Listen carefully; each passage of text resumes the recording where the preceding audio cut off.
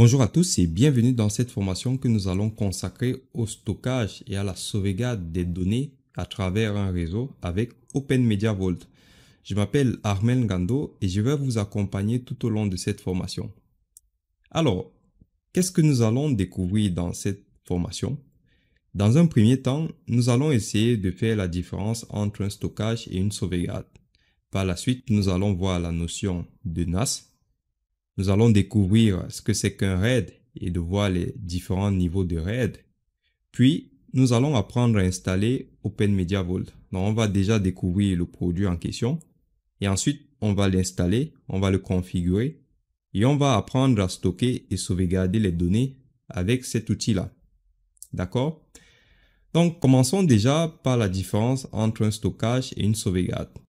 Selon vous, quelle est la différence entre un stockage et une sauvegarde? C'est simple. Le stockage, en fait, c'est une forme de préservation des données. Prenons un exemple. J'ai des données qui sont dans mon disque dur, donc dans le disque dur de ma machine. Je voudrais faire une copie de ces données-là à travers un autre support de stockage. Par exemple, une clé USB, un disque dur externe ou alors un CD, d'accord, même comme ce n'est plus trop utilisé. Notez qu'il y a de nombreux avantages et de nombreux inconvénients. D'accord? Alors, pour les avantages, on va prendre un seul exemple. Les périphériques de stockage sont transportables. D'accord? Ils sont portables. Ça veut dire qu'on peut les amener partout où nous allons. Donc, si vous prenez par exemple le cas d'une clé USB, je souhaite répliquer des fichiers. OK? Je vais donc copier les fichiers sur ma clé USB.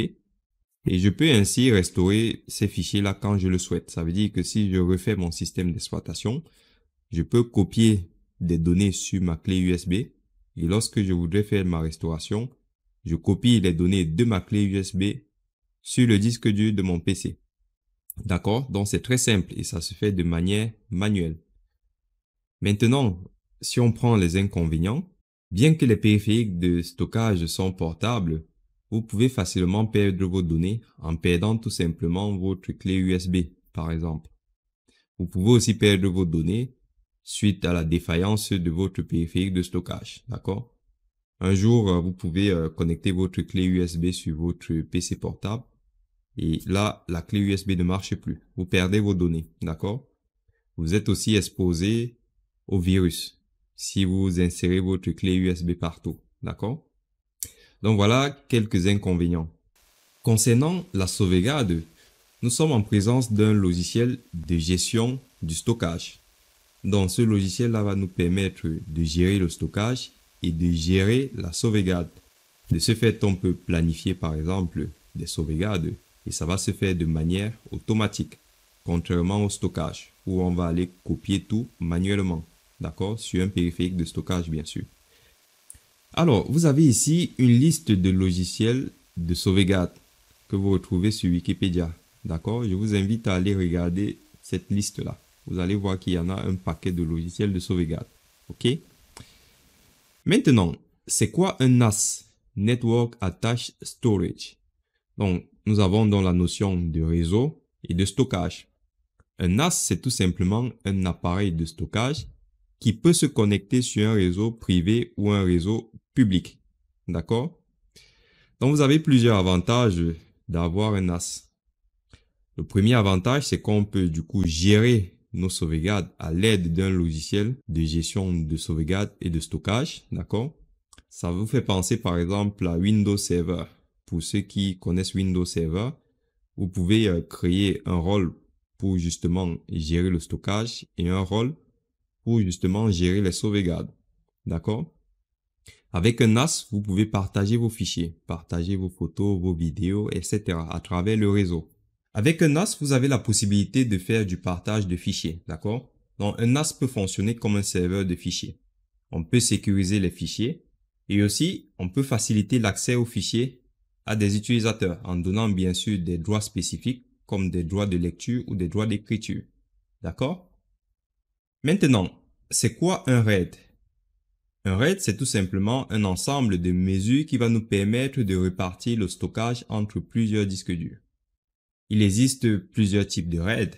Le RAID 0, le RAID 1, le RAID 5, le RAID 6, le RAID 10 et le RAID 50. D'accord? Quelle est la différence entre ces différents RAID? Commençons par le RAID 0. Pour faire du RAID 0, il vous faut 2 disques durs. D'accord? Et la capacité de la grappe est égale à la capacité maximale du plus petit disque multiplié par le nombre de disques durs. C'est la raison pour laquelle lorsque vous allez faire du RAID, en l'occurrence le RAID 0, il faut prendre des disques ayant la même capacité.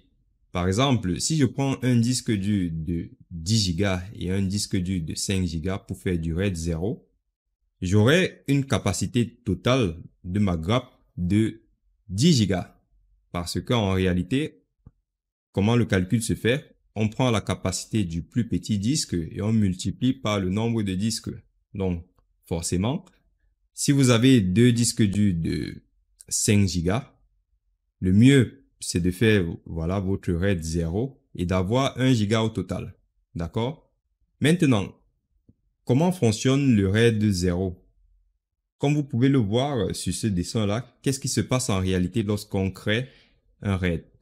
Lorsqu'on crée un RAID, on va fusionner en fait 2 disques pour créer un disque dur logique. D'accord? J'ai 2 disques physiques, mais quand je vais me connecter sur ma machine, je vais voir un disque dur qui est représenté de manière logique.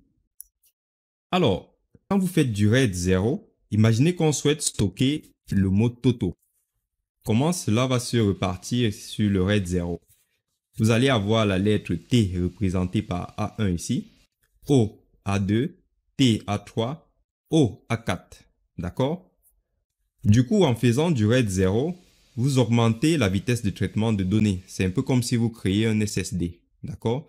Ça veut dire que si j'ai stocké des fichiers dans mon disque logique, si je clique sur un fichier pour l'ouvrir, l'exécution sera rapide.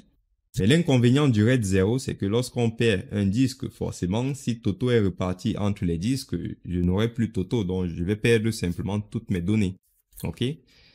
Et puis, un autre avantage du RAID 0, c'est qu'il est moins cher parce qu'il vous faut 2 disques pour faire du RAID 0.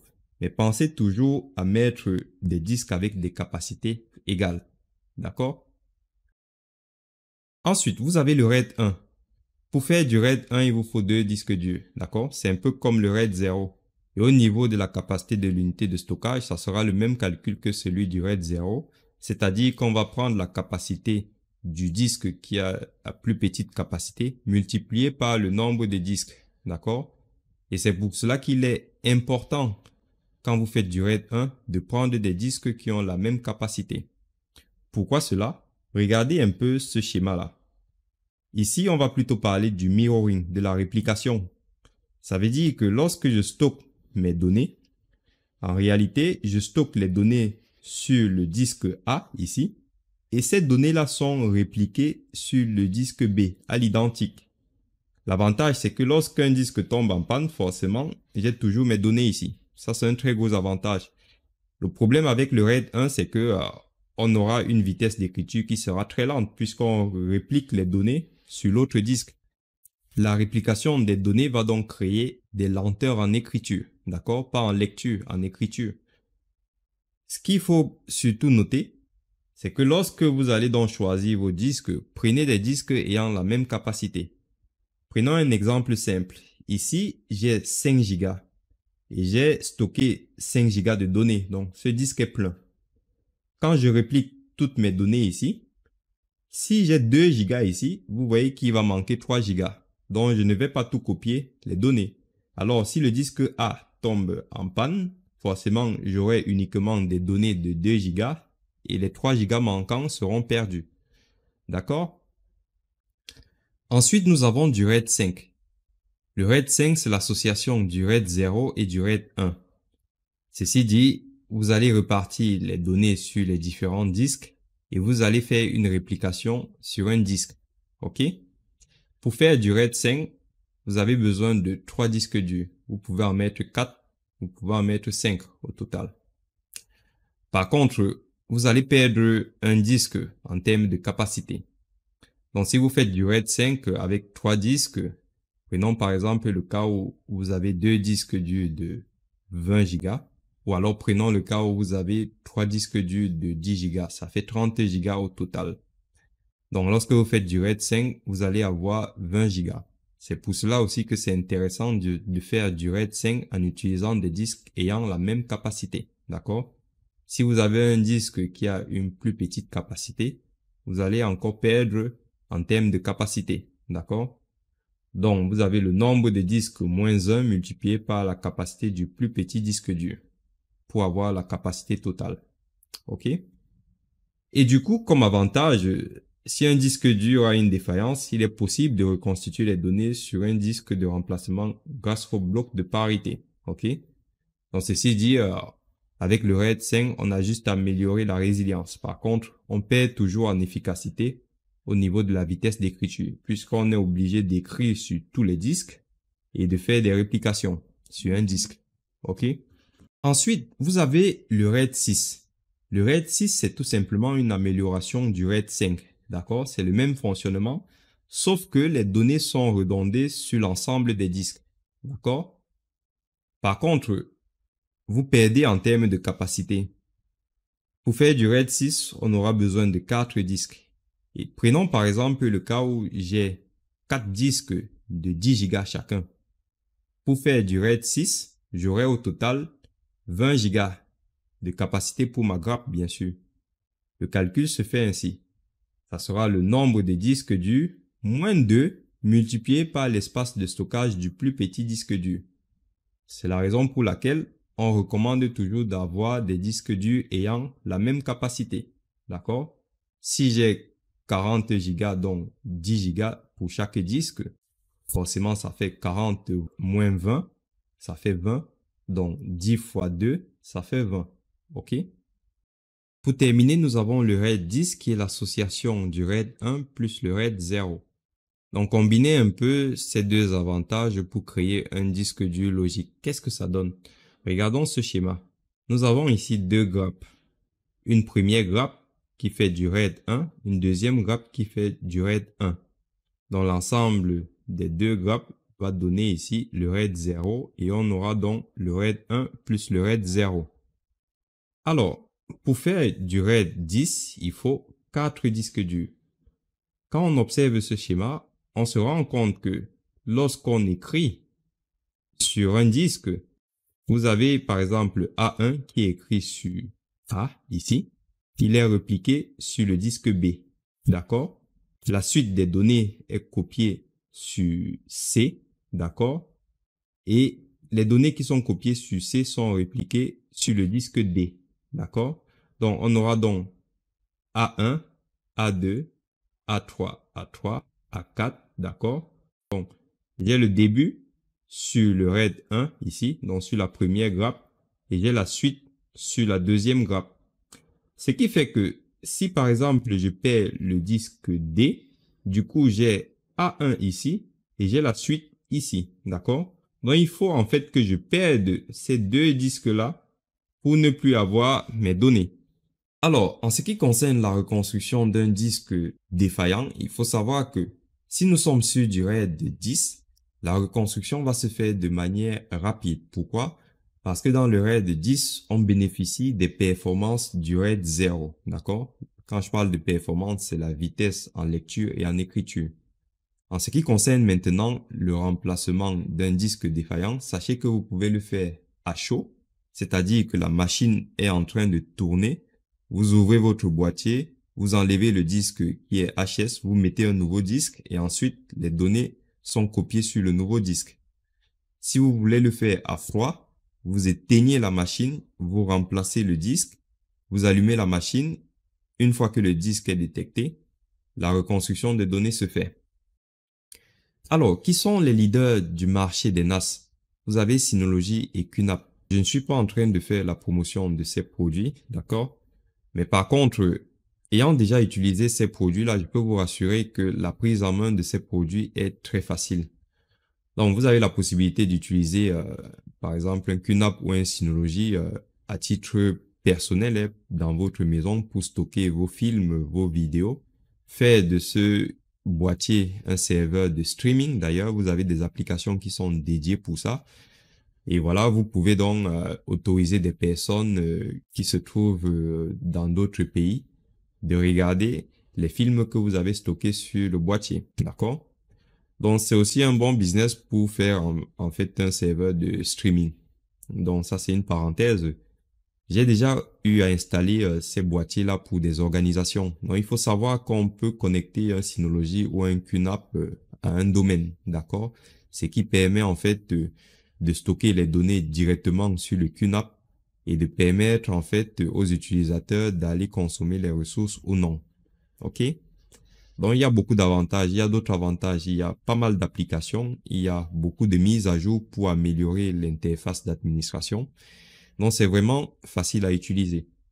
Par contre, vous avez donc Open Media Vault qui peut être un concurrent potentiel puisque c'est open source et vous avez aussi la possibilité d'installer des plugins. Donc, vous pouvez aller loin. Il faut savoir que lorsque nous sommes sur de l'open source, on peut développer nos propres plugins. Donc, rien n'est impossible avec un logiciel open source. C'est la raison pour laquelle je vais faire cette formation sur Open Media Vault et on verra ce qu'on est capable de faire avec. Je vous ai mis les photos d'un Synology et d'un QNAP dont en haut, vous avez le plus petit modèle qui peut être utilisé soit à la maison, soit vous pouvez l'installer pour une petite organisation, d'accord? Donc, vous avez vu ici qu'on a une baie qui prend en charge 2 disques durs, ok? Donc, 2 disques durs, c'est pour faire du RAID 0 ou du RAID 1, d'accord? Après, si vous voulez aller voir vraiment quelles sont les différences entre ces deux produits, je vous invite à aller sur Google pour faire la comparaison, d'accord? Ensuite, vous avez les versions entreprise. Nous avons une baie de 6 disques ici, pareil pour QNAP. Donc, 6 disques, ça veut dire que vous pouvez faire du RAID 5, du RAID 6 et du RAID 10, d'accord? Donc voilà, ça ressemble à ça. En haut, vous avez des petits modèles qu'on retrouve généralement dans les réseaux domestiques ou dans des petites organisations. Et donc, ce sont des modèles idéaux pour faire du RAID 0 ou du RAID 1, puisqu'ils prennent en charge 2 baies de disques. OK? Par contre, vous avez ces modèles en bas là qu'on va retrouver plutôt dans des organisations. Vous pouvez aussi les utiliser à titre personnel, hein, mais ça coûte cher. Donc ici, vous avez 6 baies de disques. Pareil ici, 6 baies de disques. Alors, ce modèle QNAP est bien adapté pour le racker dans une baie informatique. Donc, c'est pas mal par rapport à celui-là. Donc, en fonction des modèles que vous allez choisir, ça va dépendre de votre usage. Si vous voulez l'utiliser pour une organisation, faut bien penser à prendre des modèles qui sont rackables. Ou alors des modèles comme ça, mais il faut les poser quelque part. OK? Alors, si vous avez donc observé ces boîtiers, vous avez vu que Synology ou QNAP a tout simplement personnalisé un boîtier. Il a installé un logiciel d'exploitation sur ce boîtier-là. Et lorsque vous achetez en fait ces boîtiers, ils sont fournis sans disque dur, d'accord? Mais si vous allumez ces boîtiers, vous allez avoir accès à l'interface web d'administration. En fait, il y a un client web qui est déjà installé sur ces boîtiers-là, d'accord? À la face arrière, vous allez avoir un port HDMI pour vous connecter sur un écran. Vous allez avoir des ports RJ45 pour vous connecter au réseau. Il y en a 2 généralement, hein, pour faire de la redondance au niveau réseau, d'accord? Et vous avez aussi des ports USB. Donc, c'est un peu comme un petit ordinateur. Ça va donc vous donner une idée aussi, puisque vous avez vu que c'est possible de créer aussi notre propre serveur de stockage et de sauvegarde. Vous prenez un vieux PC, vous mettez des disques durs, vous faites du RAID 0, du RAID 1, du RAID 5 si vous avez de la place. Et ensuite, vous installez du coup Open Media Vault. Vous avez accès à l'interface d'administration, vous configurez vos RAID, vous mettez en place vos différentes applications et vous pouvez aussi créer des serveurs de streaming. Donc tout ça, ça peut vous coûter moins cher par rapport à ce type de boîtier-là. Et d'ailleurs, on va aller regarder les prix d'un Synology ou d'un QNAP. Alors, je suis donc sur Google et j'ai les prix pour un Synology. Donc les prix varient en fonction du nombre de baies, en fonction du modèle et en fonction de la version de l'OS supportée. C'est pour cela que si on regarde par exemple ce Synology-là, chez Amazon, il est moins cher. Mais il faut qu'on aille aussi regarder la mémoire RAM, d'accord? Parce qu'il y a une mémoire RAM, mais c'est comme un petit ordinateur. Si je regarde ici, alors on n'affiche pas la mémoire RAM. Je n'ai pas envie d'entrer dans les détails, mais c'est pour vous dire que voilà, ce serveur-là prend en charge 2 baies des disques, pareil pour celui-là, mais il y a une différence de prix. Donc, je vous laisse aller comparer. D'accord? Et donc, quand je regarde ici, on est à 1322 euros. Ici, on a on a 6 baies de stockage. Voilà. Et là, on a 4 baies de stockage. Par contre, on est à 558. D'accord? Donc, il faut regarder les différences. Ici, j'ai pareil 4 baies de stockage, mais il faut faire une comparaison. OK? Alors, si on regarde QNAP, ici, j'ai un prix très intéressant. Il a 224 euros. C'est peut-être parce que ce sont les Black Friday. Je vais aller regarder ça. Mais ce sont des concurrents, hein, donc essayez de faire votre propre comparaison. Mais vous avez déjà une idée de prix. Alors, pourquoi je vous montre les prix? Tout simplement parce que vous avez la possibilité de créer votre propre NAS à moindre coût. Il vous faut juste des disques durs. Comme je vous disais, on vous fournit en fait ce boîtier-là, mais on ne vous fournit pas toujours les disques durs. Donc, avant d'acheter un boîtier, vérifiez si on vous fournit aussi les disques durs. D'accord? Parce qu'en fonction des RAID que vous allez utiliser, il y aura un coût. D'accord? Maintenant que vous savez ce que c'est qu'un NAS, nous allons installer OpenMediaVault sur une machine virtuelle. Ça, c'est pour le TP. Mais dans la réalité, c'est aussi possible d'installer OpenMediaVault sur une machine virtuelle pour pouvoir faire une sauvegarde des données. D'accord? Mais ce qui serait idéal, si vous avez des vieux PC avec des vieux disques durs, vous formatez tout, vous installez OpenMediaVault sur ce PC-là, vous créez vos RAID et ensuite vous créez votre serveur de sauvegarde. Ça sera l'idéal pour ceux qui veulent recycler des vieux ordinateurs. D'accord? Donc, on va commencer avec le téléchargement et l'installation d'OpenMediaVault. Je vous dis à tout de suite.